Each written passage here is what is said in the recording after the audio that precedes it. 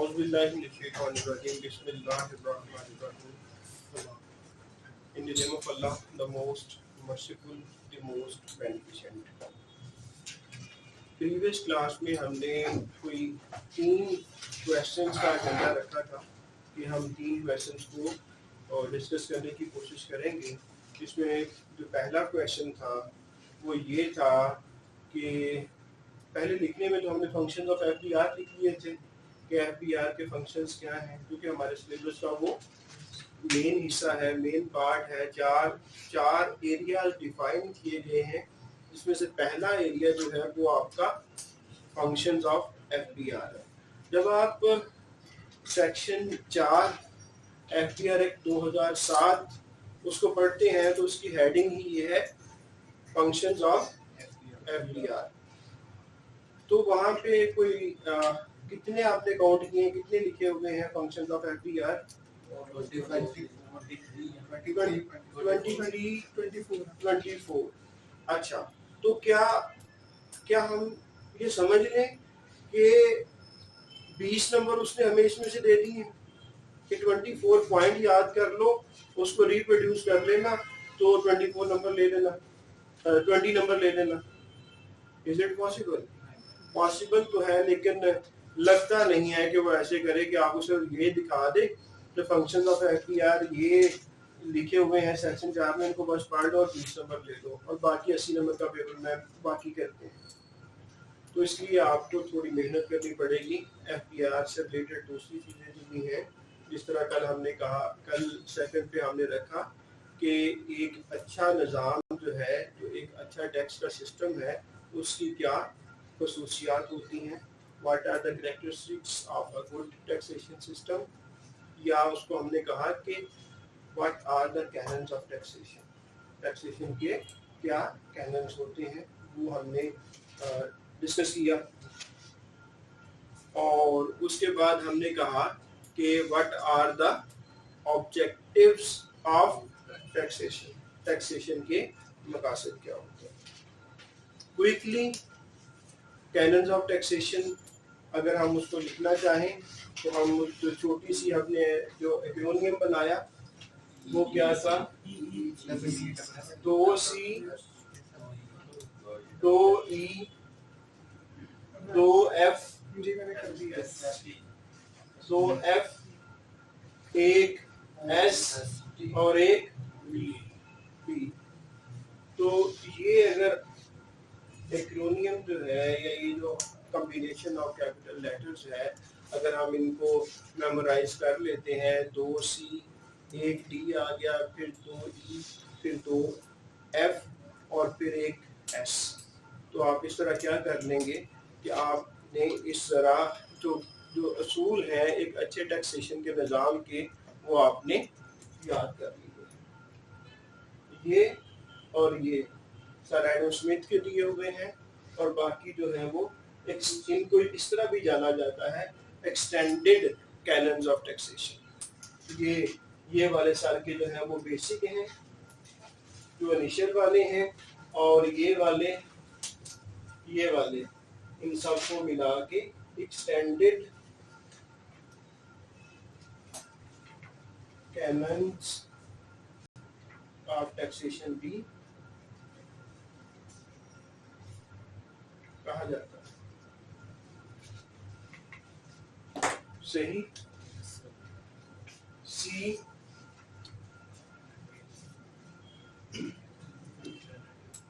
ये सी क्या था? सर्टेनिटी।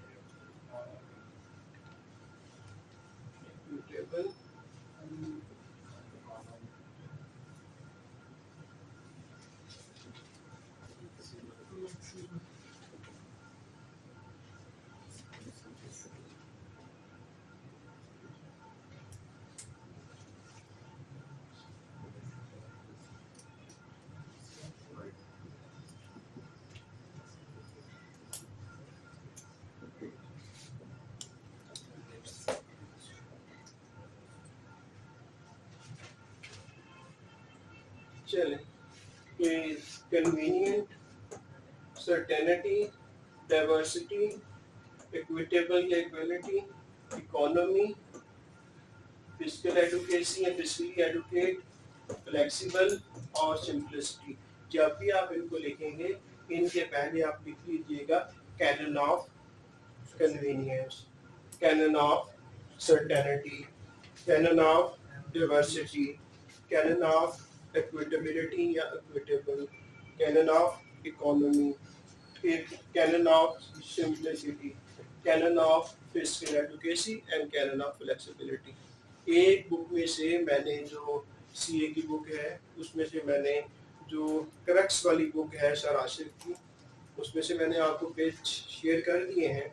आज हम जो सेकंड टेक्स्ट बुक है उसमें इन चीज़ों को थोड़ा सा एक्सप्लेन किया हुआ है, इनके बारे में एक एक दो दो पैराग्राफ लिखे हुए हैं, तो वो भी मैं शेयर कर दूंगा। अंडरस्टैंडिंग आपने ले ली है, पैराग्राफ वाला भी आप पढ़ लीजिएगा, तो होगा क्या, इससे आप 8 से 10 पेजेस लिख लेंगे।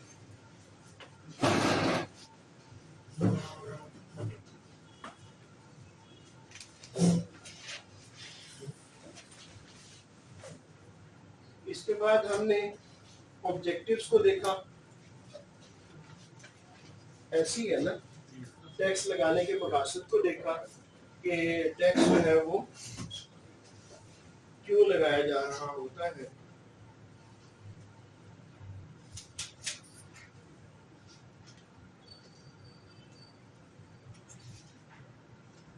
और क्यों का आंसर था कि दो मकसद की वजह से लगाया जा रहा होता है टैक्स जो है, टैक्सेशन के ऑब्जेक्टिव्स। वो हमने कहा कि वो कौन से दो मकसद हैं जिनकी वजह से टैक्सेशन हो रही होती है। हमने कहा रेवेन्यू और हमने कहा नॉन रेवेन्यू। रेवेन्यू का तो हमें सबको पता है कि रेवेन्यू ऑब्जेक्टिव ये है कि गवर्नमेंट को अपनी एडमिनिस्ट्रेशन को रन करने के लिए, इंतजामिया को चलाने के लिए रेवेन्यू की ज़रूरत है। रेवेन्यू की ज़रूरत होने की वजह से वो सबसे बड़ा मेजर तरीका जो गवर्नमेंट जहाँ से पैसा इकट्ठा करती है वो टैक्सेशन है। आज के दौर में दुनिया की जो कौम आदम है वो जो अपने अपने गवर्नमेंट की एडमिनिस्ट्रेशन के लिए जो रेवेन्यू सबसे ज़्यादा कलेक्शन हो रही है वो टैक्सेशन के थ्रू ही हो रही है। मतलब गवर्नमेंट जो है वो कारोबार भी करती हैं, गवर्नमेंट जो है फाइन भी लगाती हैं, गवर्नमेंट पेनल्टियाँ भी लगाती है। तो फाइन पेनल्टी गवर्नमेंट की कुछ प्रॉपर्टीज होती हैं वो भी वो किराया वगैरह पे दे देती हैं, तो रेवेन्यू गवर्नमेंट को वहाँ से भी आ रहा होता है, सिर्फ टैक्स से नहीं आ रहा होता। लेकिन सबसे ज़्यादा जो कंट्रीब्यूशन होती है गवर्नमेंट के रेवेन्यू की वो टैक्सेशन से होती है। तो इसको हमने खत्म कर दिया था कि ठीक है, इसका तो हमें पता है। नॉन रेवेन्यू के मकसद में हमने बहुत से मकसद डिस्कस किए थे, जिसमें से हमने कहा था कि एक इंडस्ट्री है वो बीमार है, एक इंडस्ट्री है वो बीमार है जिसको हम कह सकते हैं सिक इंडस्ट्री। सिक इंडस्ट्री के रिवाइवल के लिए एक इंडस्ट्री बीमार हो चुकी है कुछ भी वजूहात से, कोई भी उसको शॉक लगा, झटका लगा, इंडस्ट्री डाउन चली गई।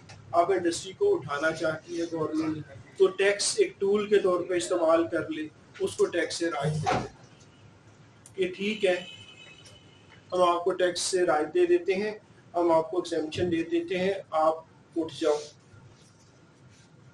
फिर हमने कहा था एक मकसद ये भी हो सकता है कि जो इम्पोर्ट की जाती है, इम्पोर्ट बाहर के ममालिक से अपने कंट्री में चीज़ें लेके आना। अच्छा, इम्पोर्ट पे गवर्नमेंट बहुत बड़ा टैक्स लगाती है। लाइक आप व्हीकल मंगाते हैं, गाड़ी मंगवाते हैं, तो गाड़ी की वैल्यू जो है बाहर से आने की वो उतनी नहीं होती जितने यहाँ पे उस पर ड्यूटीज लग जाती हैं, टैक्सेशन हो जाती है। तो फिर गवर्नमेंट जो है एक तो मकसद हासिल करती है कि हमारे मुल्क से पैसा बाहर कम जाए, और दूसरा ये होता है कि कुछ लोकली भी लोग इसको बनाना शुरू करें। लोकल जो बनाता है उसको फायदे देना शुरू कर देते हैं कि लोकल इंडस्ट्री उठ पड़े। रिसर्च, रिसर्च जो लोग करते हैं ये करना चाहते हैं, हमने बिजनेस इनकम में एक पूरा सेक्शन पढ़ा था, कल भी डिस्कशन हो रही थी, 25 है या 26 है, तो किसी ने देखा वो सेक्शन नंबर कौन सा है इनकम टैक्स ऑर्डिनेंस 2001 का?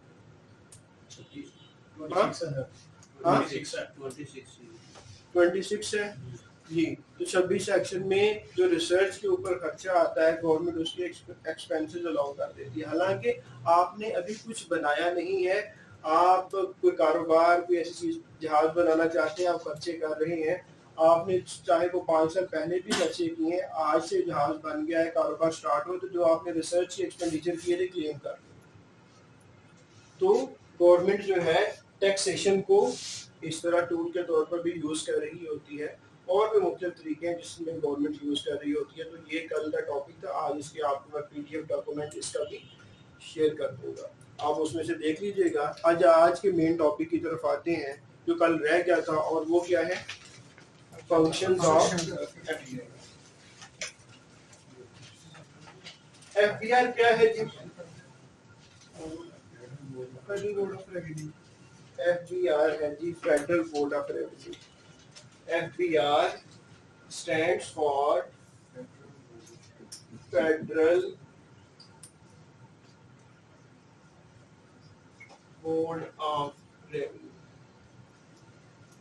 वही बात बेसिक कि गवर्नमेंट को अपने काम करने के लिए, एडमिनिस्ट्रेशन के लिए पैसों की जरूरत है, तो पैसे इकट्ठे करने के लिए उन्होंने एक अदारा बनाया और उस अदारे का नाम रखा गया फेडरल बोर्ड ऑफ रेवेन्यू। क्या हमेशा से federal board of revenue exist कर रहा था? ये एग्जिस्ट करना शुरू हुआ 2007 से, और इसके लिए जो लॉ लाया गया वो एफबीआर एक्ट 2007 को लाया गया। इसके आने से पहले पहले एफबीआर का नामो निशान नहीं था, उस वक्त था CBR, central board of revenue. ये कब बना था? ये पाकिस्तान बनने से पहले ही बन गया था, और ये 1924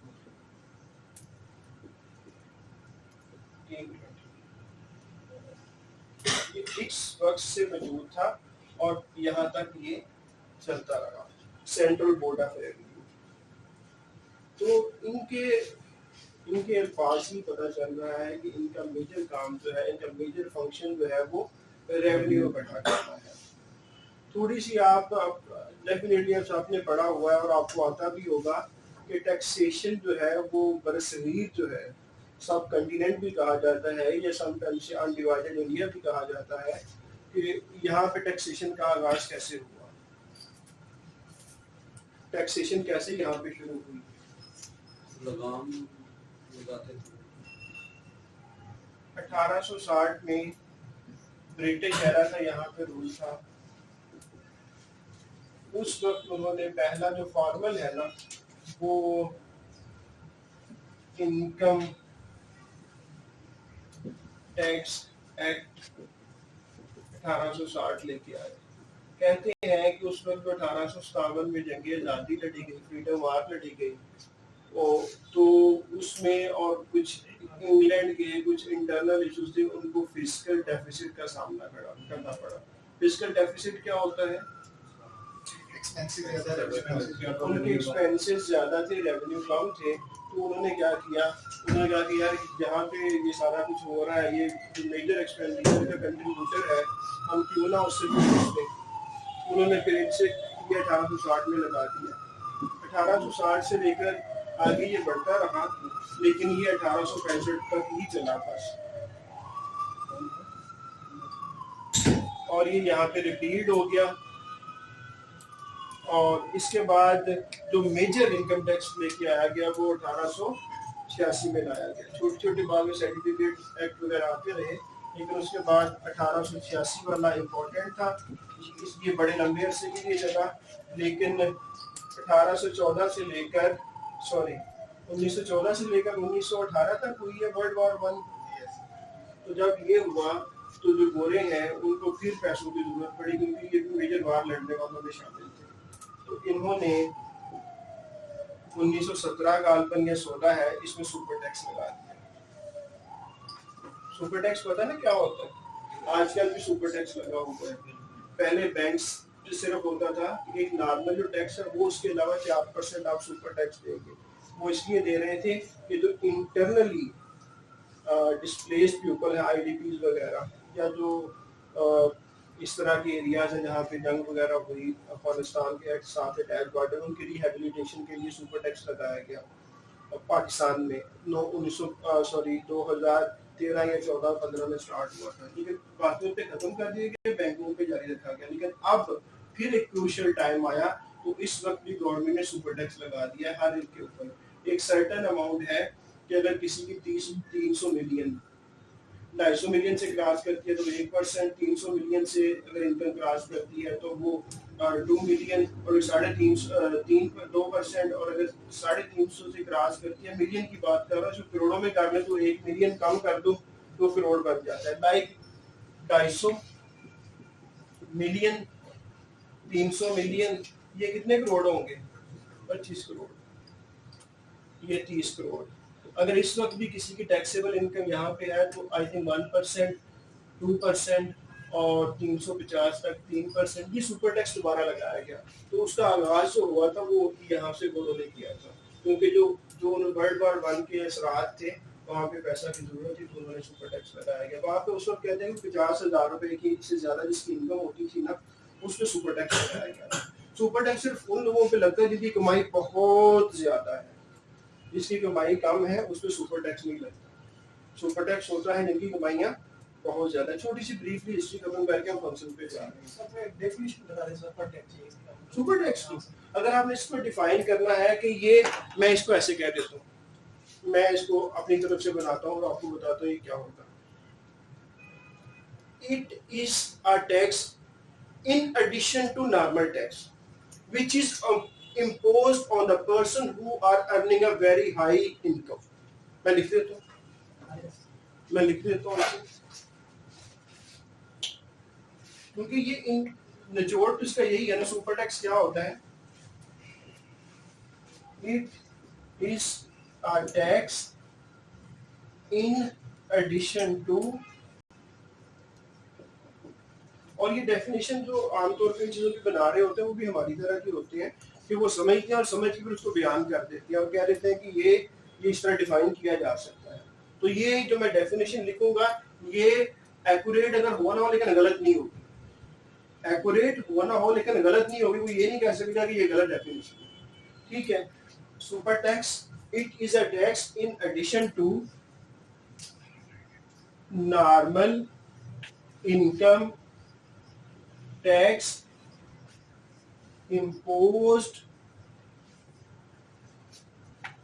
on persons who are earning a very high income।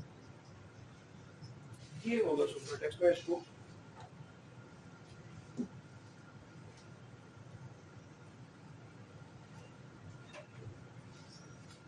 Sir very high income मतलब कितनी? अब हाई जो है ना वो मुख्तलिफ कानून के मुताबिक हमारे पास जैसे गरीब लोग उनके पास तो मेरी सुने। अब जैसे जब 2017 था उस वक्त 50,000 जिसकी कमाई होती थी उसे कहा जा सकता है कि इसकी बड़ी हाई इनकम। फिर इस वक्त जब शहबाज शरीफ गवर्नमेंट आई और मुफ्ता इस्माइल साहब को पैसों की जरूरत थी ताकि कंट्री को रन किया जाए, तो इन्होंने कहा 250 मिलियन या इससे ज्यादा जो भी कमा रहा होगा वो हम समझेंगे कि वो हाई इनकम वाला है। जो 25 करोड़ या इससे ज्यादा कमा रहा है टैक्स ईयर के दौरान उसे हम कहेंगे हाई इनकम। तो जो 25 करोड़ से लेकर 30 करोड़ के दरमियान कमाएगा हम उससे 1% सुपर टैक्स ले लेंगे। जो 300 करोड़ से लेकर 350 तक कमाएगा 2 ले लेंगे, 350 से 4 कमाएगा 3 ले लेंगे, इससे ऊपर जो भी कमाएगा, जितना भी ऊपर कमाएगा हाई अर्निंग है हम 4% लेंगे। इस तरह बैंक है जितना मर्जी कमाए उनको कंसीडर ही कर दिया गया कि ये हाई अर्निंग पर्सन है। बैंकिंग सेक्टर ऑफ पाकिस्तान जो है वो तकरीबन इस वक्त 47% के रेट से टैक्स दे रहा है।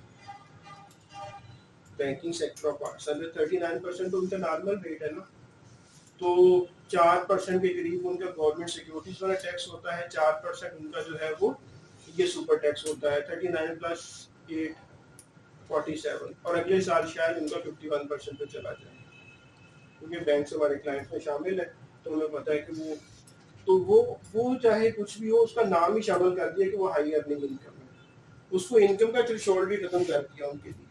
तो सुपर टैक्स ये जो डेफिनेशन है, हो सकता है अगले साल ये चेंज कर दें, 250 की जगह कह दें नहीं यार के गवर्नमेंट को इन्फ्लुएंस करने वाले लोग हैं कि इसको बढ़ाओ यार 500 करो, ये तो सारा भी तो तुम देते हो, ठीक है। और यहाँ पे इन डेप्थ और जाएंगे तो कुछ और ऐसी निटिग्रिटीज आ जाएंगी, बहुत से बच्चों को समझ आना बंद हो जाएगा कि ये किस डिस्कशन में चले गए सर आज। तो सुपर टैक्स की आपको आई बिलीव कि समझ आ गई है कि ये सिर्फ उन लोगों पे लगता है, एक तो जो नॉर्मल लगना है वो लगना ही लगना है, ये उससे अगले वाला है, इन एडिशन है, उसके अलावा है, और अलावा किन पे जिनकी इनकम बहुत ज्यादा है। बहुत ज्यादा कौन सी है इस वक्त करंट दौर में, जिनकी 25 करोड़ है ना, मुझे समझ आता है ये हाई इनकम वाला है, ठीक है जी। अगर एक बंदे की महाना आमदनी 2.25 करोड़ हो तो वो हाई इनकम ही है यार, करंट दौर में भी, तो उसको ज्यादा टैक्स देने में कोई परेशानी नहीं होनी चाहिए। अच्छा हम यहाँ पहुंच गए थे, इसके बाद यार 20 में रिफॉर्म, 20 में एक एक्ट आया, मैं लिखता नहीं हूँ, आपको लिखना है लिखने, 20 में आया, और 20 के बाद जो सबसे बड़ा फिर एक इनकम टैक्स एक्ट आया वो 1922 में आया, और वो 22 वाला चलता रहा चलता रहा चलता रहा, 1922 वाला पाकिस्तान 1947 में बन गया अल्हम्दुलिल्लाह, ये फिर चलता रहा, और ये 1979 तक वही मुख्तलिफ अमेंडमेंट के साथ कंटिन्यू रहा, ठीक है। और फिर 1979 वाला ये रन करता रहा, और 2001 में जो इस वक्त हमारा टॉपिक होता है अक्सर इनकम टैक्स ऑर्डिनेंस 2001, तो 2001 तक इस तरह हम पहुंच गए, और अब हम पढ़ रहे हैं, और इसी को पढ़ के इंशाल्लाह आप नहीं ये 22 से था जो एक्ट जो था ना, हाँ हाँ, लेकिन जिस तरह देखें ना ये 2001 वाला चल रहा है, लेकिन सीबीआर को खत्म करके एफबीआर बना दिया गया, तो ये 2007 है, लेकिन इनकम टैक्स ऑर्डिनेंस कौन सा चल रहा है, 2001 वाला चल रहा है। तो ये ब्रीफ हिस्ट्री के बाद ये वो थोड़ी सी एक इनकम टैक्स ऑर्डिनेंस के बारे में एक क्विकली जो हमने कुछ चीजें जानने की कोशिश की। अब जो एफबीआर है वो पाकिस्तान के टैक्सेशन से जितना भी पैसा आता है वो एफबीआर इकट्ठा करता है, इसके पास कौन कौन से कवानीन हैं जिनके थ्रू ये रेवेन्यू इकट्ठा कर रहा है, जल्दी से बता दे वो। पाकिस्तान के जो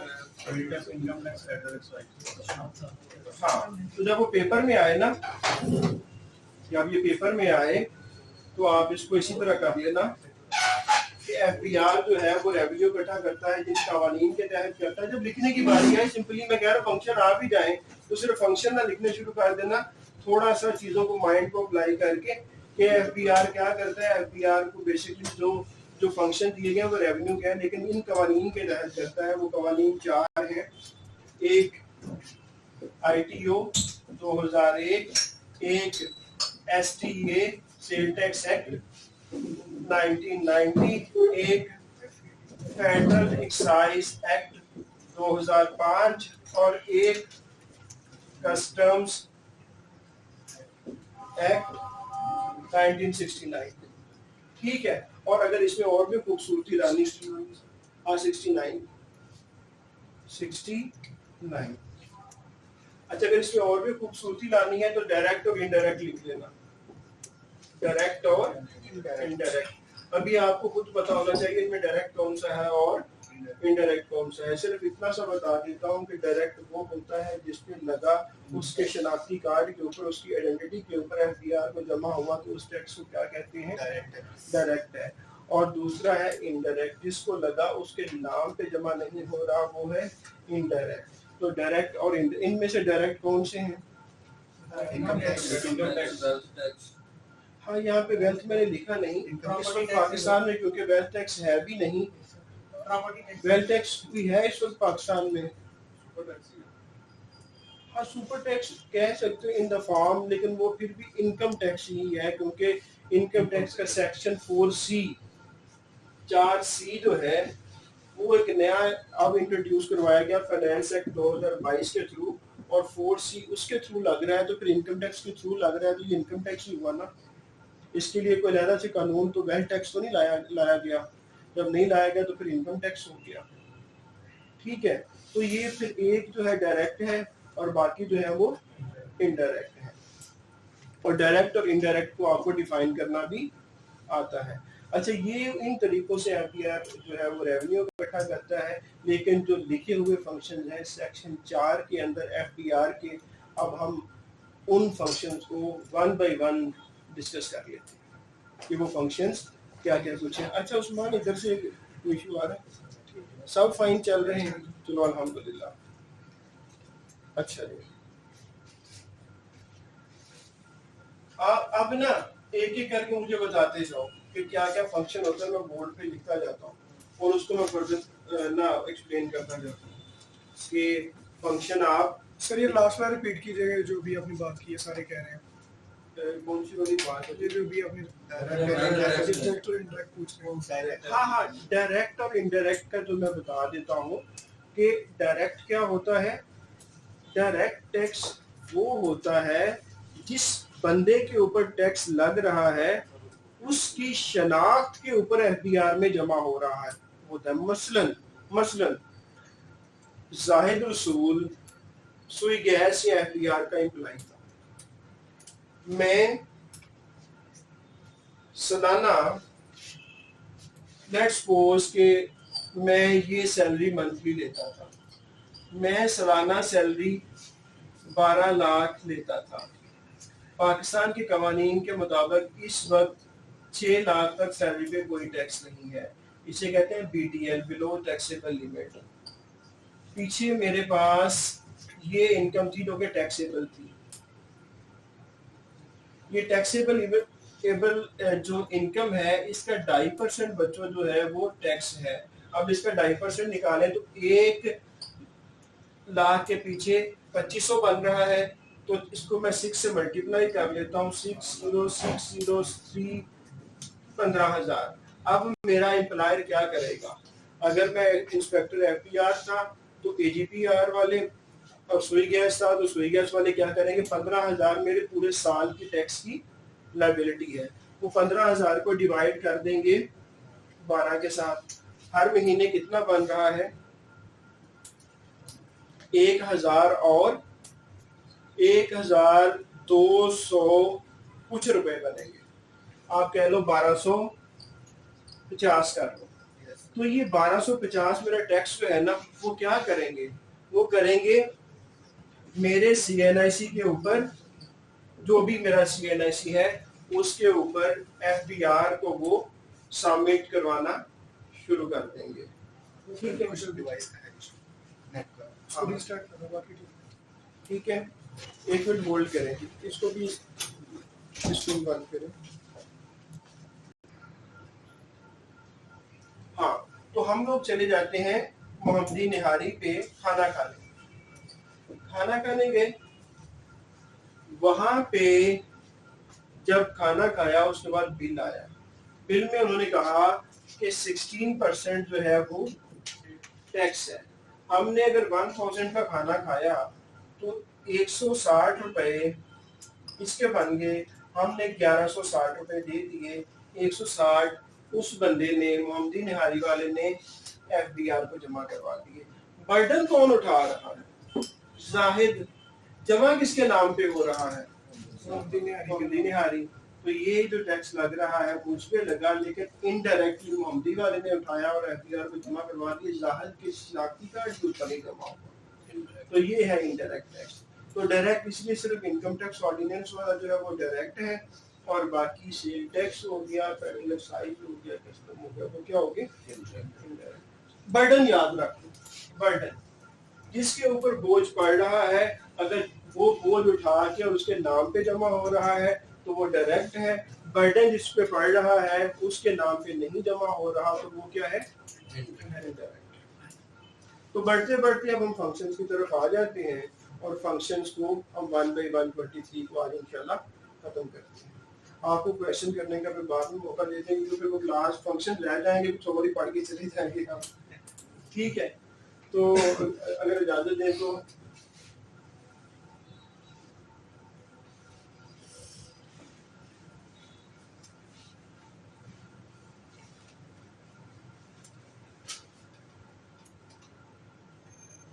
आपने ना जूम वालों को जब भी कोई इशू हो, जब 5-7 बंदे कोई भी कह रहे हो, तो आपने फौरन वहाँ पे हाइड करवा देना, क्योंकि अगर 5 को भी आ रहा है इकट्ठा इशू, तो देयर इज इशू।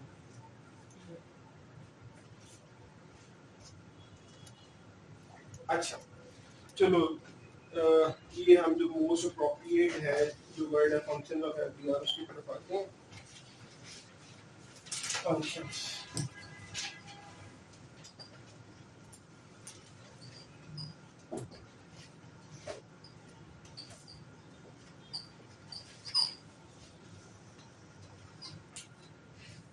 अच्छा जिस तरह उन्होंने लिखा हुआ है बुक के अंदर, उसी तरह हम भी लिखना शुरू कर देते हैं। Do you people have the book?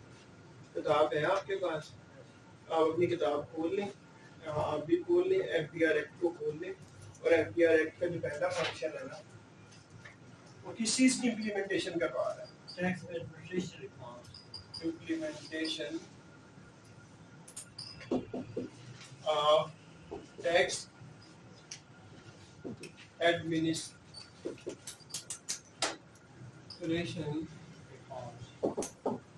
क्या समझ आती है? टैक्स, सबको पता है कि टैक्स क्या होता है। एडमिनिस्ट्रेशंस, उसका इंतज़ामिया जो है उसको, रिफॉर्म्स क्या हैं, असलाहात हैं। इम्प्लीमेंटेशन क्या है, उसको लागू करना। Implementation of tax administrative reforms, tax के निज़ाम के अंदर बेहतरी लाई जा रही है। रिफॉर्म्स क्या होती है? रिफॉर्म इसलिए की जाती है निज़ाम को बेहतर किया जाए, रिफॉर्म इसलिए की जाती है कि निज़ाम को और बिगाड़ा जाए, बेहतर करने के लिए असलाहात की जाती है। जिस तरह आप एक पॉलिटिकल पार्टी कह रही होती है इलेक्शन रिफॉर्म्स करें, तब रिफॉर्म्स करेंगे, उसके बाद इलेक्शन करवाएं। दूसरा कह रहा होता है ये रिफॉर्म्स करें, लेकिन बिलीव इन मी कि जितने भी हमारे बड़े हैं, जो हमारे रिप्रेजेंटेटिव हैं, बहुत कम ही है उनमें से जो मुखलिस हैं, बहुत कम ही है। अदरवाइज वो भी हम में से नहीं है, जैसे हम हैं वो भी है। तो शिद्दत जो है हमारी किसी के साथ भी, उसको हमेशा कम रखा रहे, क्योंकि वो सारे बाद में इकट्ठे ही हैं, आपस में सारे ही क्लोज हैं, आपस में सारे ही रिलेटिव हैं, कोई एक पार्टी में है कोई दूसरी में है। आजकल बहुत ज्यादा हम लोग ना शिद्दत इख्तियार कर चुके हैं। पहले हम में कोई और शिद्दत थी, आजकल हमारी शिद्दत जो है पॉलिटिकल बन चुकी है। एक घर में भाई भाई आपस में लड़ रहे होते हैं, यार क्यों लड़ रहे हो यार, और किन के लिए लड़ रहे हो? यहाँ तो होना तो, लेकिन अपने घर को तो अपने दोस्तों को, कजन को, जो आपके 2-4 दोस्त हैं क्लास में, उनके साथ तो नहीं लड़े आप लोग। सही है, चलिए वापस आए।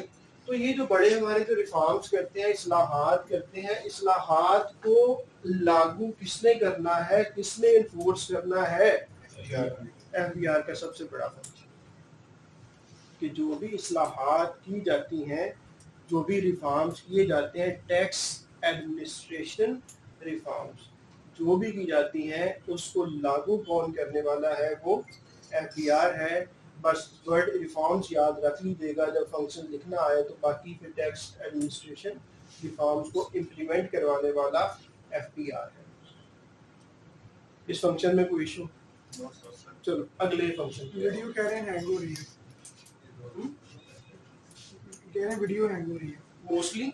हाँ जी, अच्छा दोनों नेट को चेंज करके देखें। चलो उसको लेके आओ यार, इधर यहाँ पे ला कर रखो।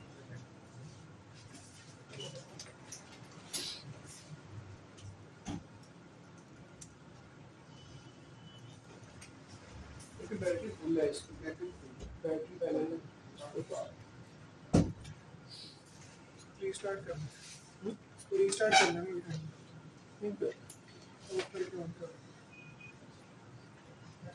अच्छा तो इसको आप दूसरे पे ले गए हो?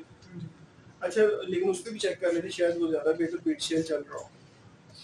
अब पूछें कि क्या आप तो नहीं हैंग हो रही?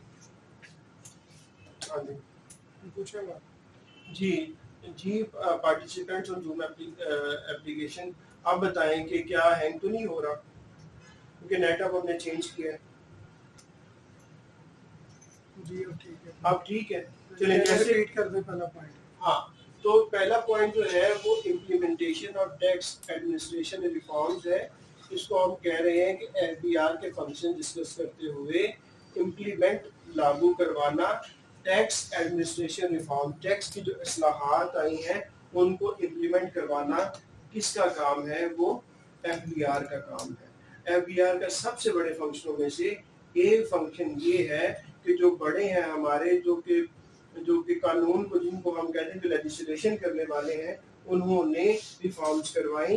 उन रिफॉर्म्स को वो करवा के साइड पे हो गए, उसको इम्प्लीमेंट किसने करना है? उसको एफबीआर ने करना है। दूसरा एफबीआर क्या क्या काम करता है?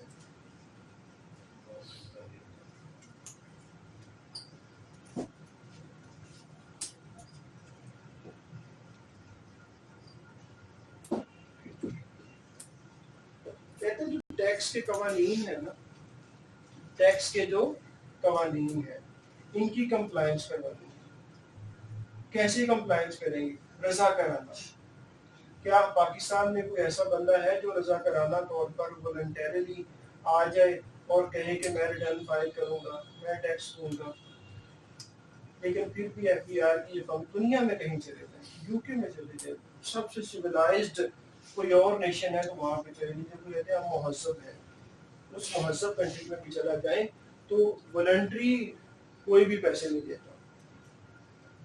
कि कोई देता है? जी कोई देता है? उसके लिए डेटरेंस का होना जरूरी है। किसका होना जरूरी है? डेटरेंस क्या होती है? Balance of power. Deterrence create करो, डर, खौफ। हमारे पास न्यूक्लियर है तो ये क्या है? ये सिर्फ डेटरेंस के लिए है कि हम पे हमला ना करना वरना हमें बम मार देना। वो चेक कर लिया है कि 9 अच्छा अच्छा सही चल रहा है, सही चल रहा है, ठीक है। तो अच्छा, तो जो रख लो, ये सामने ही रखो ताकि आपको भी लाइव जा रहा हो ना, पता चले हैंग हो रहा है नहीं हो रहा। अच्छा, तो जो भी वॉलंटरली कुछ नहीं होता यार। यूके में भी लोग डर के ही टैक्स देते हैं। पाकिस्तान में क्या कोई डर है? आप जब इंस्पेक्टर बनेंगे ना, आपको पता चल जाएगा यहाँ कोई नहीं डरता, क्योंकि डर होता है पेनल्टी का, डर होता है फाइन का। यहाँ पे ना पेनल्टी है ना फाइन है, सिर्फ बराए नाम की ही है। एक्चुअल रियल में तो कोई नहीं है। सेक्शन 182 जो है इनकम टैक्स ऑर्डिनेंस का, वो पेनल्टीज का है सारे का सारा। सेल टैक्स में आ जाए सेक्शन 33 है पेनल्टीज का सारे का सारा, ठीक है। तो सारी की सारी पेनल्टियां उसके अंदर लिखी हुई हैं, कोई नहीं लगती। लेकिन आप यूके में चले जाए ना, अगर किसी को टैक्स की वायलेशन करते हुए पकड़ा जाए तो मेरे भाई उसका जो उसने सारी उम्र की कमाया होता है वो सारे का सारा सरकार ले जाएगी, और साथ में उनकी सोसाइटी में उसे कहा जाएगा ये टैक्स हो रहा है। यहाँ पे तो कहते हैं तो ही नहीं करी ऐसे ही है ना जी, टैक्स छोड़ो यार, आप भी अफसर कर लवांगे, गलबात कर लांगे, डील कर। तो यहाँ पे डेटरेंस वेटरेंस कोई नहीं, लेकिन फंक्शन में लिखने के लिए आपने लिख लेना है कि एफबीआर वॉलंटरी कंप्लायंस की तरफ लोगों को राग़िब करेगा, इंड्यूस करेगा। कैसे करेगा? उनको खाने खिलाएगा कि खाना खा लो और वॉलंटरी हमारे टैक्स पे कर लो, वो उनको एजुकेशन देगा। एजुकेशन अक्सर ना एफबीआर वाले फिर जा रहे होते हैं मुख्तलिफ यूनिवर्सिटीज में, जब टैक्स रिटर्न का सीजन आता है ना, गवर्नमेंट के इदारों में जा रहे होते हैं, और जहाँ वहाँ पे जाके एक ऑफिसर बता रहा होता है कि यार ये टैक्स रिटर्न कैसे फाइल करनी है, आप पे लाजम है। अब जा रहे होते हैं ना, अक्सर यूनिवर्सिटी जो बड़ी बड़ी पब्लिक सेक्टर यूनिवर्सिटी है वहाँ पे ये जरूर जा रहे होते हैं, पुलिस लाइन पे जा रहे होते हैं, कैंट में फौज वालों के पास जा रहे होते हैं, वहाँ पे जाके लेक्चर दे रहे होते हैं। तो एजुकेट, फिर वो लास्ट टाइम तो इन्होंने बड़े बड़े अच्छे एक्टर्स भी ले लिए थे, और एक्टर्स के थ्रू इन्होंने कहा था, एक कैंपेन लॉन्च करवाई थी लोगों को कि ये टैक्स देना फरीसा है, और बड़े बड़े खूबसूरत एक्टर भी लेके आए थे ये लोग। तो जिन जो नहीं भी टैक्स के बारे में सुनना चाह रहे थे उन्होंने भी सुना था। ऐसे ही है ना, लास्ट टाइम क्या हुआ था ये, तो ये वो क्या कर रहे थे, ये उनका फंक्शन है, ये उन्होंने परफॉर्म करना ही करना है, आगाही देनी ही देनी है लोगों को। फिर अगर कोई आ जाता है ना टैक्सेशन के लिए, तो वहां पे कहते हैं उसे फैसिलिटी, हर एफबीआर के ऑफिस में फैसिलिटेशन डेस्क बना हुआ है, टैक्स पेयर फैसिलिटेशन डेस्क, तो फैसिलिटेट करेंगे।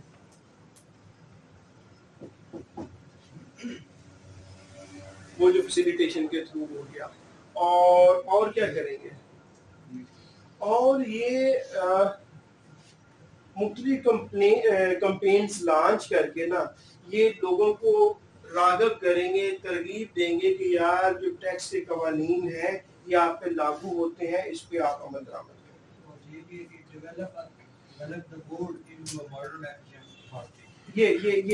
ये वही आगे बनने जा रहा है कि, और क्योंकि इसको जब आप लिखेंगे ना, मैं आपको बता रहा हूँ कॉन्सेप्ट, जिसमें आपको मैंने बताया इम्प्लीमेंटेशन किसकी करेंगे, आपने ये लिखना है।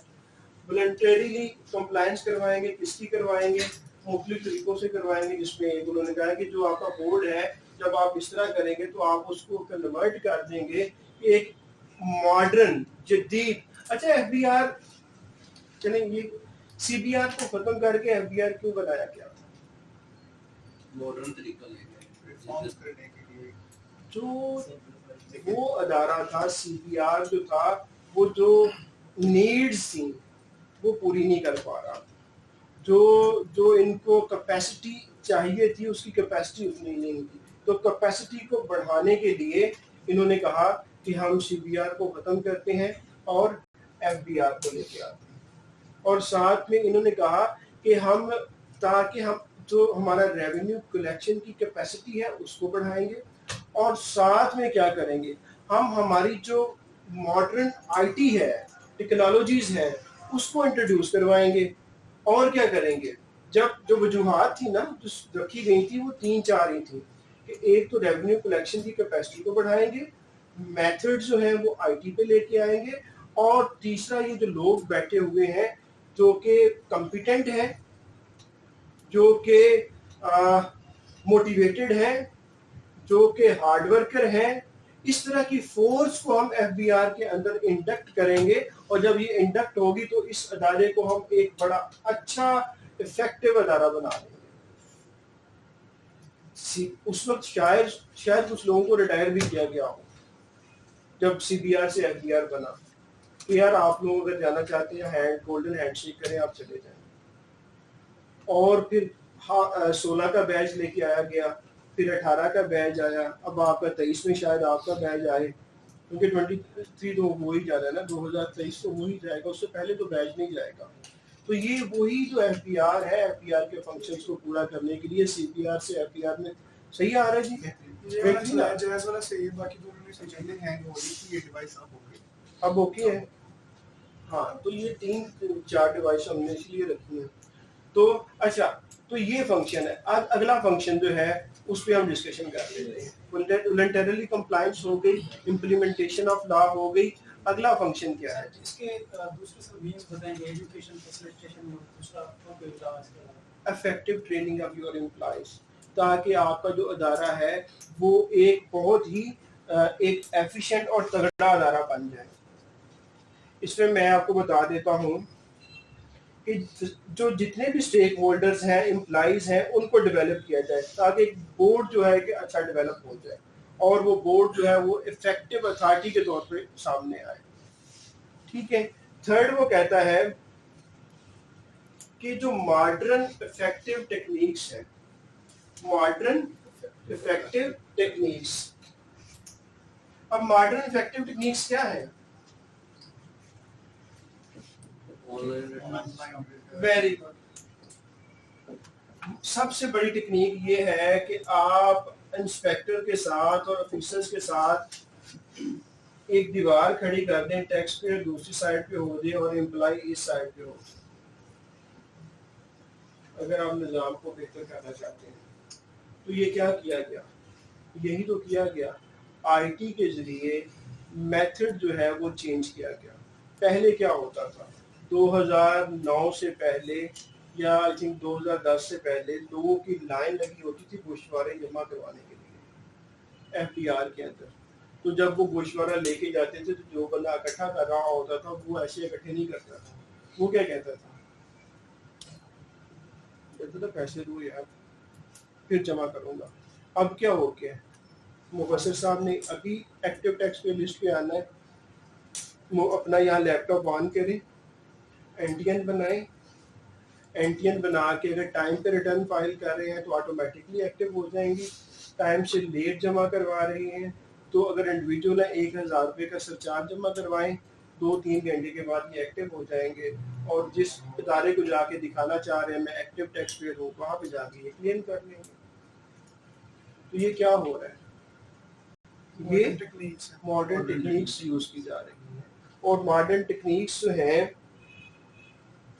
इसमें यही उसने फर्दर आगे हमें कहा है कि जब आप मॉडर्न टेक्निक्स को यूज करें जिससे आप अपना जो असेसमेंट का प्रोसेस है, असेसमेंट का प्रोसेस क्या होता है, एक बंदे ने रिटर्न जमा की, उस रिटर्न की जांच पड़ताल की जाती है कि क्या इसने गोशवारे सही जमा करवाए हैं।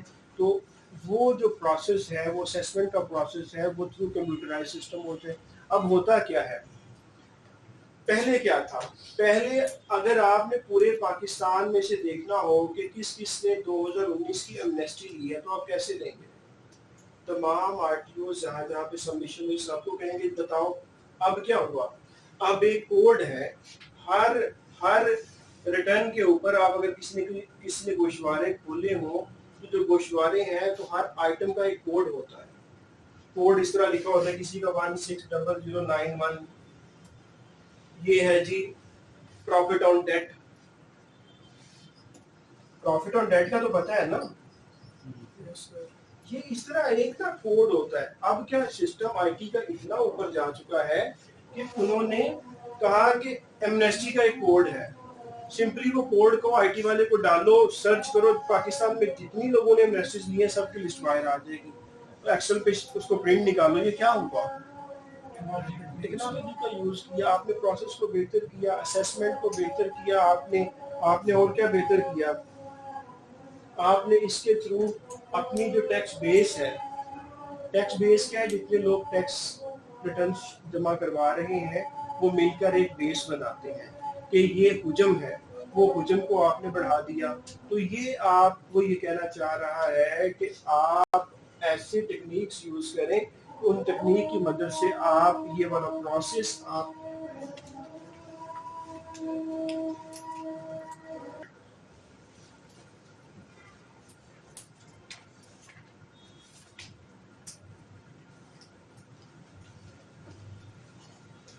अच्छा जी। अच्छा ये जो है ना फंक्शन जो है बड़े सीरियस होते हैं, स्टेट भी लिखे हुए।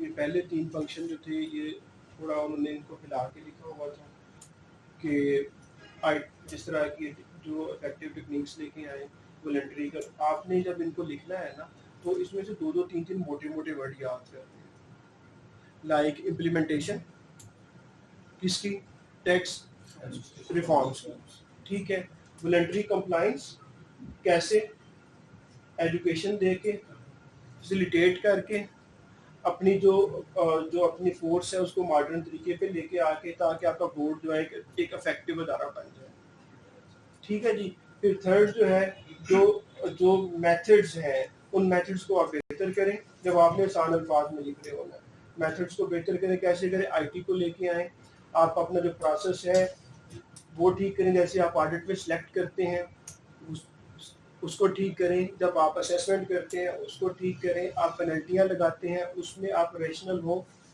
आप फाइन कर रहे हैं तो रीजनेबल फाइन करें। इन तमाम चीज़ों को आपने मद्देनजर रखना है। फिर आगे जो हाँ सर ये इसके किसी एक फंक्शन पे भी ये क्वेश्चन पूछ सकता है, मिसाल के तौर पर हाँ ये रिफॉर्म्स जो हैं, हाँ हालांकि वो इम्प्लीमेंटेशन उनकी क्यों नहीं हो रही, चैलेंजेस क्या हैं। हाँ दूसरे को ये क्वेश्चन भी दे सकता है कि वॉलंटरी कंप्लायंस हालांकि एजुकेशन भी है, टेक्निक्स भी है, ट्रेनिंग भी है, बिल्कुल सही। उसके बावजूद लोग क्यों नहीं पे कर रहे? हाँ हाँ, अब यहाँ पे ऐसे जी चले अब ये वही क्वेश्चन आ गया जी कि इसी पे देख लेते हैं कि सारा कुछ है तो फिर भी लोग कंप्लायंस क्यों नहीं कर रहे। इसको पॉइंट ऑफ डिस्कशन बना लें। इनमें से कुछ तो मैं बता देता हूँ कि नंबर 1 डेटरेंस कोई नहीं। पाकिस्तान के अंदर जो निज़ाम है उसमें डेटरेंस नहीं है, लोगों के दिल में डर कोई नहीं है। फर्दर आपकी जो अदारा है उसकी कैपेसिटी नहीं है। दो हो गए, डेटरेंस नहीं है और कैपेसिटी नहीं है। तीसरा, आपके जो कवानीन है वो कवानीन बहुत ही कम्प्लेक्स है, वो किसी को समझ ही नहीं आती। आपके जो कवानीन है, इनकम टैक्स ऑर्डिनेंस जो है वो बाहर का, अगर लाइक कल मुझसे एक बंदा पूछता है जी मैं पाकिस्तान में, दुबई का रहने वाली हमारी कंपनी है, वो पाकिस्तान में ऑपरेशन करना चाहती है, हमें बताएं कि हम आने वाले 5 सालों में हमारे इनकम टैक्स जो है वो किस तरफ को जाएगा। तो ये तो जो कंसल्टेंट है उसे नहीं पता चलता कि एक साल के अंदर किधर को जाएगा। एक साल के अंदर 4-4 मिनी बजट्स आ जाते हैं, कंसिस्टेंसी कोई नहीं है। अब ये आपकी पर्सनल रीडिंग होगी वहां पे जो डिटरमिन करेगी कि आप क्या आंसर देंगे, किस किस एंगल से आएगा, तो आपने क्या क्या जवाब देने हैं। अभी 5 पॉइंट तो मैं आपके साथ डिस्कस कर चुका हूं एट वंस खड़े होके। जब आप फर्दर इसको होलिस्टिक व्यू में लेके जो आपको नोट्स दिए जाएंगे उनको पढ़ेंगे और साथ में इससे रिलेटेड आपने, क्योंकि जितना बड़ा अब हम स्केच बनाने की कोशिश कर रहे हैं उसके लिए आपको फिर बहुत ज्यादा इंटरनेट पे सर्च करना पड़ेगा, फिर आपको चीजों को को लिंक करना पड़ेगा, चीजों को जोड़ना पड़ेगा। आप जो कैनन्स ऑफ टैक्सेशन है जहां जहां पाकिस्तान पे अप्लाई नहीं हो रहे, जो कि हमने कल पढ़े, वो सारे इसमें शामिल कर दे कि ये वजूहात है। ठीक है, डॉक्यूमेंटेशन ऑफ इकोनॉमी का बहुत बड़ा लैग है। लाइक इन्होंने 30 साल पहले प्रॉपर्टी खरीदी है, अभी तक प्रॉपर्टी इन्होंने मुझसे खरीदी थी, मीटर मेरे नाम पे ही चल रहा है। सही, जब उन्होंने मीटर लगाया तो उन्होंने शनाख्ती कार्ड ही नहीं दिया था। अब कौन चोर है, कैसे ढूंढे। पाकिस्तान के अंदर चीजें सर्टन है ही नहीं। प्रॉपर्टी खरीदने चले जाओ, पता चलेगा कि मार्केट रेट कुछ और है, डिप्टी कमिश्नर साहब का डीसी रेट कुछ और है, एफबीआर की वैल्यू कुछ और है। Where is the certainty? From where you will bring the certainty, canon of certainty है कोई? टैक्स तो लगना चाहिए, सर्टन होना चाहिए यार, और जो सबसे बड़ा है उसमें होना चाहिए। एग्जैक्टली इस जगह की वैल्यू जो है अगर मार्केट में देखा जाए हो सकता है 1 करोड़ रुपया हो, डीसी पे चले तो 10 लाख रुपया हो। क्या टैक्सेशन हो रही है? तो ये अब आपने पढ़ना है और पढ़ के हर फंक्शन को आपने देखना है कि अगर एक सिंपल फंक्शन पे आ जाए। अगला फंक्शन है प्रोडक्टिविटी को बढ़ाया जाए। फंक्शन नंबर 4, प्रोडक्टिविटी को बढ़ाया जाए किसकी मदद से? ह्यूमन रिसोर्स स्ट्रेटेजी की मदद से। स्ट्रेटेजी क्या होती है? ह्यूमन रिसोर्स स्ट्रेटेजी क्या होती है? कहते हैं पेपर पास करना है, आपकी स्ट्रेटेजी क्या है, आपका प्लान ऑफ एक्शन क्या है, आपका प्लान ऑफ एक्शन क्या है, आप कैसे पेपर पास करोगे, क्या प्लान बनाया, आपकी स्ट्रेटेजी क्या है। इसी तरह कह रहे हैं एफबीआर को, एफबीआर का काम है प्रोडक्टिविटी को बढ़ाए। अभी एफबीआर की प्रोडक्टिविटी क्या है? क्या है ये एफबीआर की प्रोडक्टिविटी? रेवेन्यू ही है ना। एफबीआर को एक ही काम दिया गया है, the highest revenue collection body of Pakistan. अभी वो करने लगा है प्रोडक्टिविटी को इंक्रीज। आप लिखें ऑगमेंटेशन इन प्रोडक्टिविटी।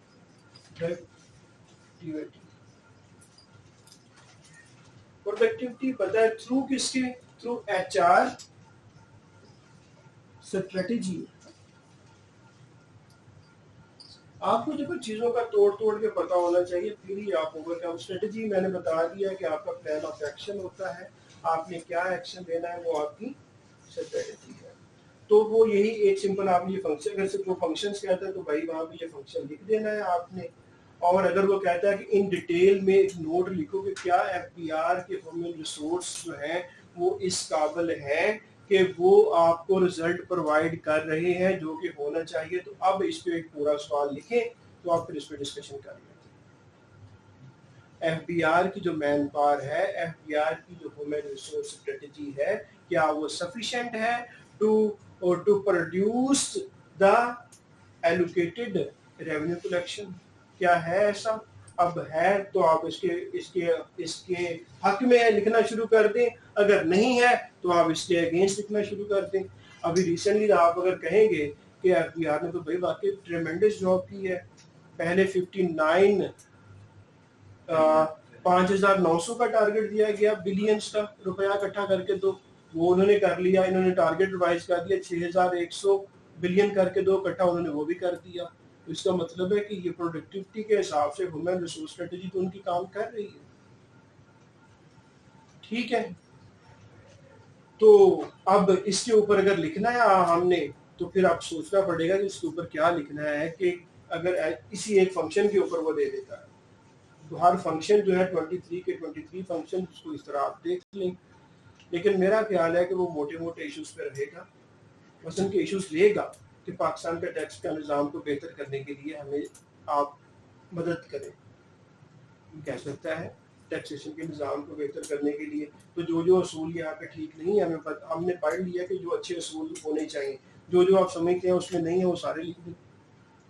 आप पहले लिख दें कि मेरे ख्याल से ये अच्छे टैक्स सिस्टम के असूल है, ये वो है। अब मैं आपको बताता हूँ कि पाकिस्तान में कौन कौन से इसमें ठीक है और कौन कौन से नहीं ठीक। जो नहीं ठीक है उनको ठीक कर रहे हैं तो पाकिस्तान का टैक्स का सिस्टम ठीक हो जाएगा, रेलिवेंट हो जाएगा, बन जाएगा। तो इस तरह अब जो भी क्वेश्चन आएगा मोल्ड तो करना है। सिंपल ये तो नहीं उसमें लिख के दे देना कि यार ये है इसमें नोट लिख दो। अब अकॉर्डिंगली आपने आता जो आपको है उसी को आपने मोल्ड करना है।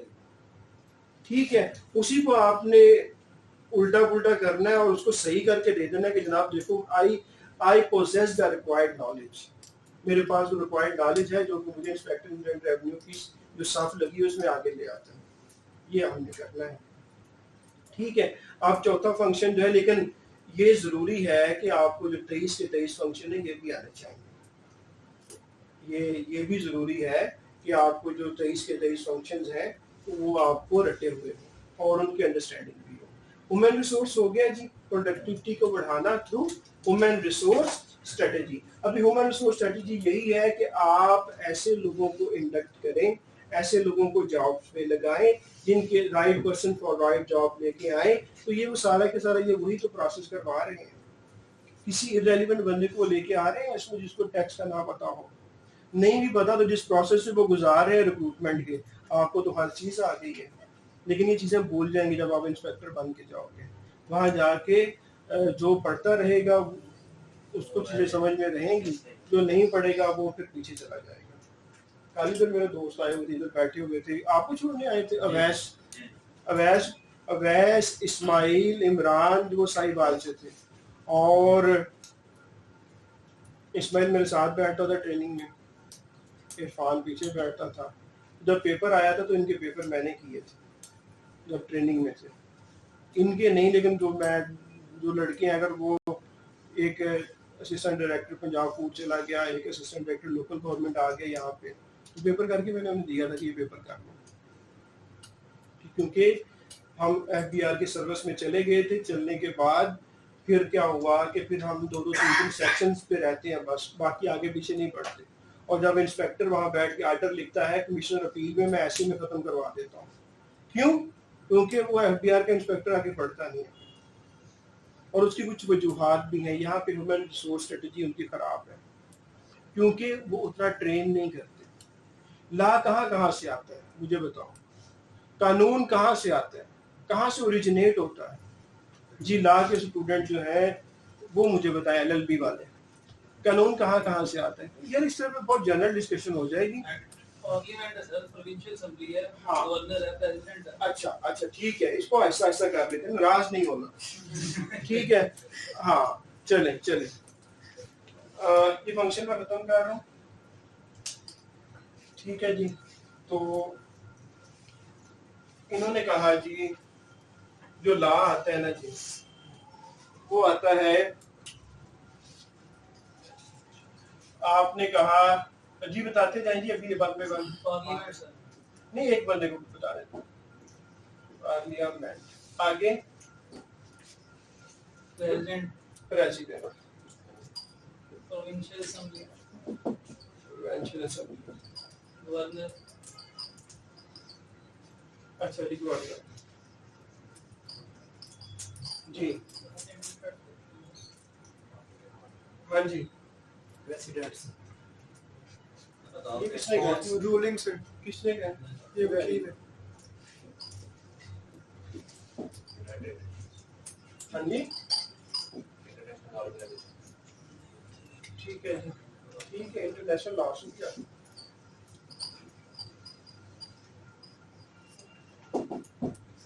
जी। और कोर्ट के जजमेंट से ये प्रेसिडेंट हो गए। अच्छा ये जो उन्होंने हमें हेल्प किया, उसमें यही है, ये सारे का सारा थ्रू लेजिस्लेशन, ये सारे जो मिलके ये कानून बना रहे होते हैं, ये थ्रू लेजिस्लेटर जो भी आता है ना, लेजिस्लेशन ही हो रही होती है। एक सोर्स ये हो गया। दूसरा, पाकिस्तान में जो अदालतें हैं ना, इंटरप्रिटेशन ऑफ लॉ जब करती हैं, तो ये बड़ा तगड़ा है पाकिस्तानी प्रेसिडेंट्स में। ठीक है। तीसरा जो है वो आपके जो कस्टम्स है ना, जो रवायात है आपकी, कि यार पाकिस्तान में इस्लामिक पॉइंट ऑफ व्यू से ऐसी, शरिया ऐसे कहती है, और शरिया के साथ साथ हम लोगों के जो आपस में तरीकाकार है बर्ताव का, हमारे जो कस्टम्स हैं वो भी बता दें। जो कस्टम्स है एक खास अर्से तक चलते रहे तो वो भी कानून की शक्ल इख्तियार कर जाते हैं। और तीसरा जो है एग्रीमेंट्स और ट्रीटीज होते हैं। ये चार तरीकों से आ रहा होता है। जो मेरे भाई, आप लोग भी जब इंस्पेक्टर बन के जाएंगे ना, आप लोगों का ह्यूमन रिसोर्स स्ट्रेटेजी यहाँ पे एफबीआर की खत्म हो जाती है कि एक एफबीआर के इंस्पेक्टर के ऊपर इतना लोड डाल दिया जाता है कि उसको कोई पता नहीं चलता कि दुनिया किधर जा रही है।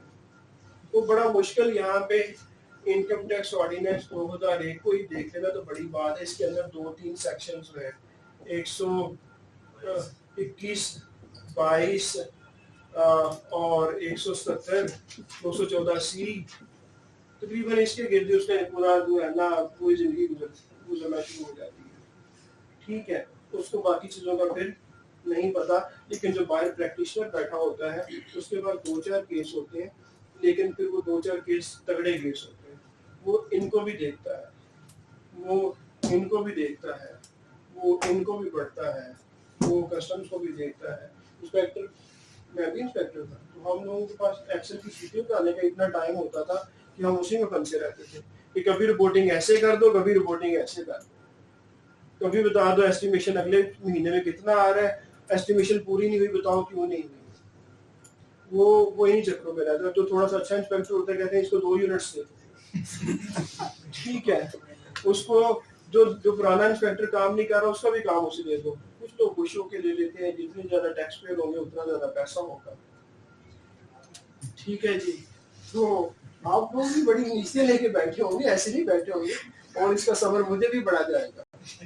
ठीक है, तो आप लोग की नीचे होंगी तो ऐसी सीधी सादी नीति नहीं होगी हमारी। अब मेरे बैच की जो है वो बहुत आगे आ गए, तगड़े हो गए, वो लोग भी मालदार हो गए हैं। अच्छा, तो ये है कि ला, चलो वापस आते हैं फंक्शन की तरफ। तो हम इस तरह ना वो थोड़ा सा हम फंक्शन की तरफ आ जाते हैं। और इधर तो नहीं कुछ आ रहा प्रॉब्लम, इधर आया तो ये सबसे बड़े मेरे लिए वो बहुत अजीज है यार। यहाँ पे चल रहा है हमारे पास। आप लाइव चलाया हुआ है आपने भी? लाइव चलाया। आपने अपना नेट यूज किया हुआ है या अपने पर्सनल? बस जैसे ही आपको इशू आया ना, आपने बता देना कि मुझे इशू है। चैट्स ऑफ किए हुए हैं। हाँ, चैट्स ऑफ किए हुए हैं। काम करो यार। शिवाज भाई ने कहा था चैट्स ऑफ कर दे, ये लोग यार जरूरी बातें करते रहते हैं। हाँ, वैसे ही आपस में यहाँ से नेट चलाया हुआ है, जब यहाँ मसला आएगा पता लग जाता है। नहीं, अपना नंबर बताएंगे आप दोबारा से। 0336 0 336 336 160 160 1660 1660। स्टूडेंट जो आप लोग जूम पे हैं, अगर आपको कोई इशू आता है तो आपने फौरन इस पे मैसेज कर देनी है, कॉल कर देनी है कि जी हमारा ये इशू आ रहा है, आप रुकें, ठीक है, और हम रुक जाएंगे, हम उतना टाइम आगे बढ़ा लेंगे। हाँ जी, तो ये नंबर आपके पास हर टाइम अवेलेबल है, आप इसके ऊपर कॉल कर लीजिए। अच्छा, किस फंक्शन पे ध्यान दो? पांचवा क्या कहता है पांचवा जी? अच्छा, ये याद जरूर करने आपने, और फर्दर अब फर्दर यार आप लोगों की रिस्पॉन्सिबिलिटी है, आप एक फंक्शन को पकड़ें, उसको गूगल में जाके लिखें और गूगल में लिख के उसको अंडरस्टैंड करने की और कोशिश करें और उसके ऊपर एक अपना बयानिया बनाएं कि मेरी एक्सप्लेनेशन इस पे क्या बनती है। कि जाहिर साहब ने तो इतना थोड़ा सा बता दिया है, लेकिन अगर इस तरह इसी पॉइंट के ऊपर लिखना पड़ जाए तो मैं इसके ऊपर 5 पेजेस कैसे लिखूंगा। तो ये क्योंकि एक ऐसा कंपटीशन है कि जिसमें सिर्फ एक तरफ की इनपुट से काम नहीं बनेगा। इस यहाँ मैं हमेशा कहा करता हूँ, एक होता है ऑर्गेनाइजेशनल इफेक्ट और एक होता है पर्सनल इफेक्ट। अब इसमें कोई समझा सकता है ये क्या है, ऑर्गेनाइजेशनल और पर्सनल? ऑर्गेनाइजेशन वो जो मतलब ऑर्गेनाइजेशन डिलीवर करती है रूल एंड रेगुलेशन को फॉलो करते हैं। Preparation based in group. जैसे अभी हमने एक छोटा सा इंस्टीट्यूट बना दिया, इंस्टीट्यूशनल इफेक्ट कह लो कि यहाँ पे एक इंस्टीट्यूशनल इफेक्ट है कि एक चलो 50% या 40% आपको रेलिवेंट चीजें दी जा रही हैं, ठीक है, पेपर पास करने के लिए चले, लेट्स सपोज के बस का और 50% आपको बताया जा रहा है। ये क्या है? इंस्टीट्यूशनल इफेक्ट या ऑर्गेनाइजेशनल इफेक्ट। आगे है पर्सनल इफेक्ट। तो भाई सिर्फ इंस्टीट्यूशनल इफेक्ट से तो नहीं काम बनता, यहाँ पे काम कैसे बनना है, दोनों को मिला के। समटाइम ये होता है कि लाइक अभी लॉ वाले स्टूडेंट्स हैं, वो पर्सनल इफेक्ट जितने भी डाल लें उनके लिए थोड़ी सी प्रॉब्लम है कि नहीं है? फाइनेंशियल मैनेजमेंट के लिए, अकाउंटिंग के लिए, ऑडिटिंग के लिए है। तो अब वो आगे हमारे पास कि जनाब हमारा पर्सनल इफेक्ट जो थे वो खत्म हो गए, अब हमारा थोड़ा सा इंस्टीट्यूशनल इफेक्ट, इनको 50% हम डालेंगे, 50% वो जान डालेंगे, तो हम 100% लेने की बजाय कहीं 60 और 70 के दरमियान खड़े हो जाएंगे। तो जो 50 क्रॉस करके, इसका मतलब वो ठीक है, वो इंटरव्यू में बैठने के काबिल हो जाएगा, ठीक है। तो यहाँ पे हम कोशिश करेंगे कि 50 से ऊपर लेके जाएं, लेकिन जो चीजें कमियां रह जाएंगी, कोताहियां रहेंगी, हम ये मैं कभी भी ये क्लेम नहीं करता कि 100% मैं पढ़ाऊंगा वही आएगा, ऐसा हो नहीं सकता। लेकिन ये है कि फिर आपका जो पैदा होने के बाद अब तक आपका जो एक्यूमुलेटेड नॉलेज है, जो आपकी इंटेलिजेंस है, जो आपके जिंदगी के तजुर्बात हैं, आपके दिए हुए इम्तहानात हैं, उनको भी तो आपने सामने लेके आना है। उनको जो मैं थोड़ा बहुत मैं पढ़ा रहा हूँ, इनको आपने कंबाइन करना है, फिर आपने पेपर के ऊपर डिलीवर कर देना। सही है जी? सही। चल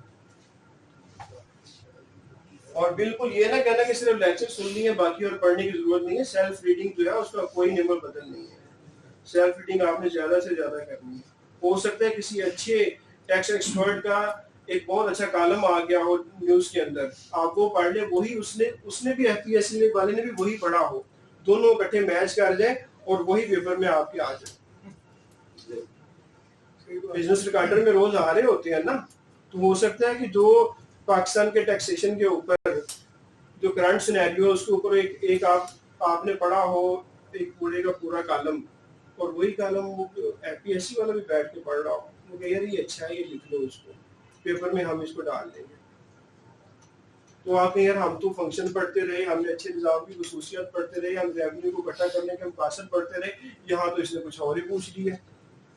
तो यहाँ पे वो ओपन है, जितनी हम कर सकते हैं वो जरूर इंशाल्लाह करें। अच्छा जी आगे बढ़िए आप।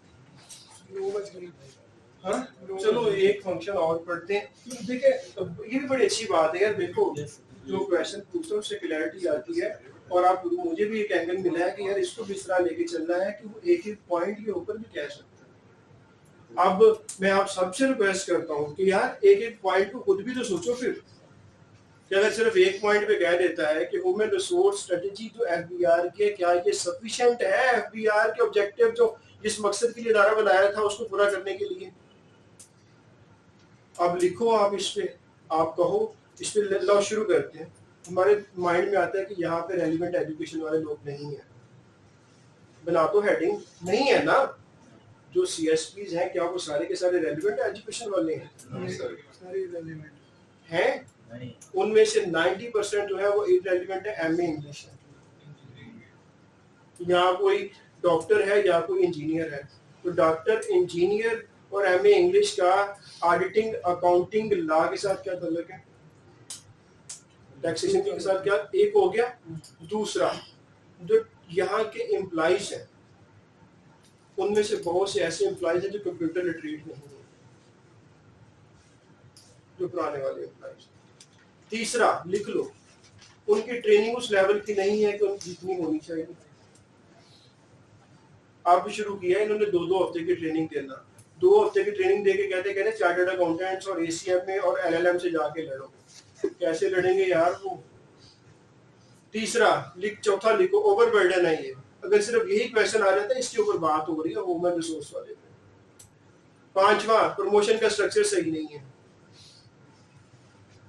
छठा, मोटिवेट नहीं है सही तरह। अगर मोटिवेशन नहीं है तो सेटिस्फाइड भी नहीं होते लोग, सही है। और बाकी भी 2-3 आप सोच के लिख लोगे तो 8-10 ह्यूमन रिसोर्स पे ही बन जाएंगी, तो आपका जो क्वेश्चन है ये वो पूरा हो सकता है। जब रीडिंग करेंगे ना सब मटेरियल बहुत सारे से, तो पता चले। तो ये अब अगर ये ह्यूमन रिसोर्स स्ट्रेटेजी भी अगर पूछी जाए तो ये भी FBR की बन सकती है कि ये जो उसमें खामियां हैं मैं बता देता हूँ, ये आप खामियां बता देंगे तो इन खामियों की वजह से आप एक पूरे का पूरा, लेकिन ये अब आपने भी स्टडी करना है इसको, ठीक है। निज़ाम के ऊपर हमने उसके ऊपर भी आज हमने डिस्कशन कर ली, 5-6 हमने बना लिए जो आपका पहले क्वेश्चन था। तो फंक्शन अगला याद कर लेते हैं, एक फंक्शन और कर लेते हैं और उसके बाद फिर हम कल की क्लास में चले जाते हैं, ठीक है।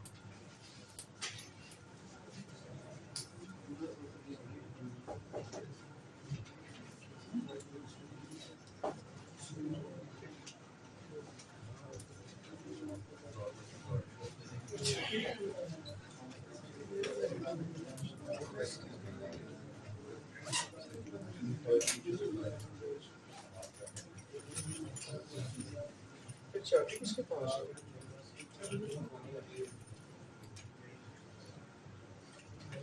बोलने गए थे ना ताला,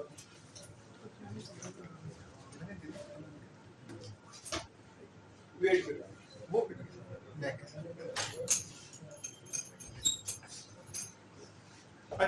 अच्छा यार, नेक्स्ट फंक्शन है मेरे। अच्छा, वो कह रहा है कि इंटरनल जॉब प्लेसमेंट, आपने हेडिंग के तौर पर इसको याद कर लेना। FBR के अदारे के अंदर, फॉर्मेशंस के अंदर क्या सिर्फ इंस्पेक्टर का काम है यूनिट अफसर बनना? क्या यही काम है जी?